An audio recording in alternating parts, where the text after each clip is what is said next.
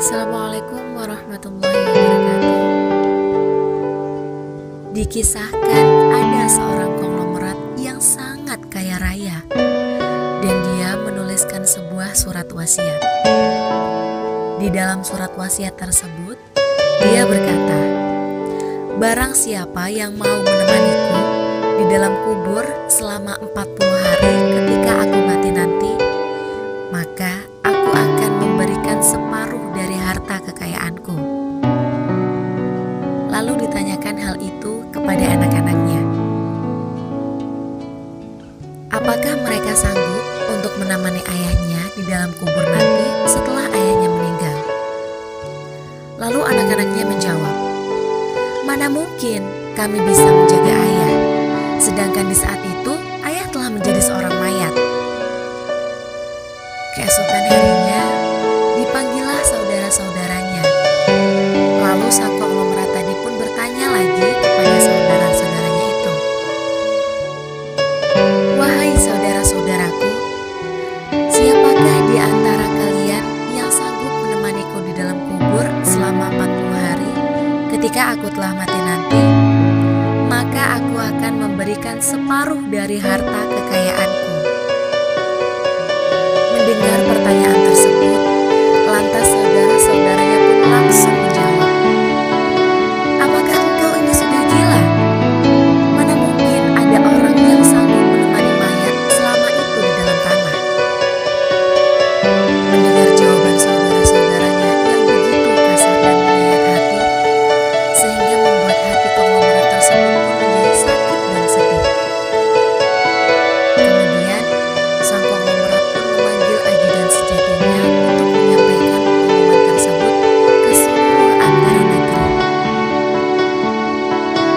Waktu terus berjalan dengan begitu cepat, dan akhirnya sang konglomerat pun berpulang ke rahmatullah. Kuburannya telah disiapkan dengan hiasan yang begitu indah dan menawan, laksana tempat peristirahatan raja yang terkenal. Kemudian pula pada waktu yang hampir bersamaan, seorang tukang kayu yang sangat miskin mendengar pengumuman wasiat tersebut. Lalu tukang kayu tersebut dengan tergesa-gesa, ia segera berlari menuju ke rumah konglomerat tersebut untuk memberitahukan kepada ahli waris akan kesanggupannya itu. Akhirnya, keesokan harinya jenazah konglomerat tersebut pun dikebumikan, dan si tukang kayu pun juga ikut turun ke dalam liang kubur untuk menemani sang konglomerat tersebut selama 40 hari. Si tukang kayu itu hanya membawa satu-satunya harta yang dia punya, yaitu sebuah kapak kesayangannya. Setelah masuk ke liang kubur dan ditibun dengan tanah, si tukang kayu tersebut pun hanya duduk termenung dalam sebuah ruangan yang sangat kecil yang telah dibuat agar si tukang kayu itu bisa bernafas dan tetap hidup. Setelah 7 langkah para pengantar jenazah meninggalkan area pemakaman, maka datanglah malaikat mungkar dan nakir ke dalam kubur tersebut.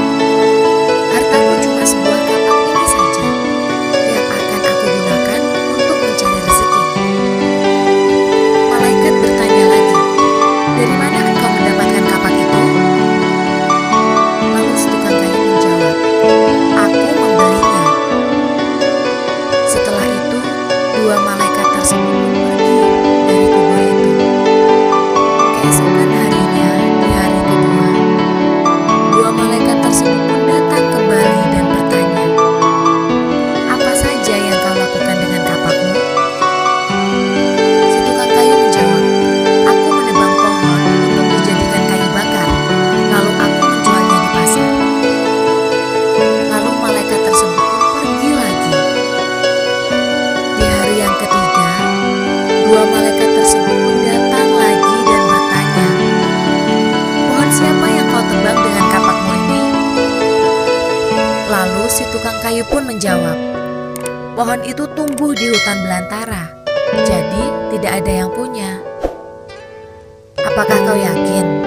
tanya malaikat lagi. "Iya," jawab si tukang kayu tersebut, lalu malaikat pun pergi. Di hari yang keempat, dua malaikat itu pun kembali datang dan bertanya, "Adakah kau potong kayu-kayu tersebut dengan kapak ini sesuai dengan ukurannya dan beratnya yang sama untuk dijual?" "Aku hanya memotongnya dengan mengira-ngira saja. Mana mungkin ukurannya bisa sama rata," tegas tukang kayu tersebut.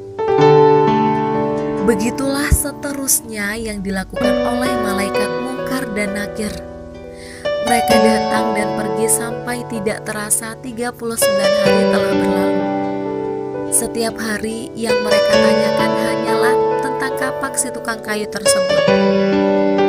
Di hari yang ke-40, datanglah malaikat Mungkar dan Nakir sekali lagi bertemu untuk menanyai si tukang kayu tersebut. Mereka bertanya, "Hari ini kami akan kembali menanyakan tentang kapakmu itu."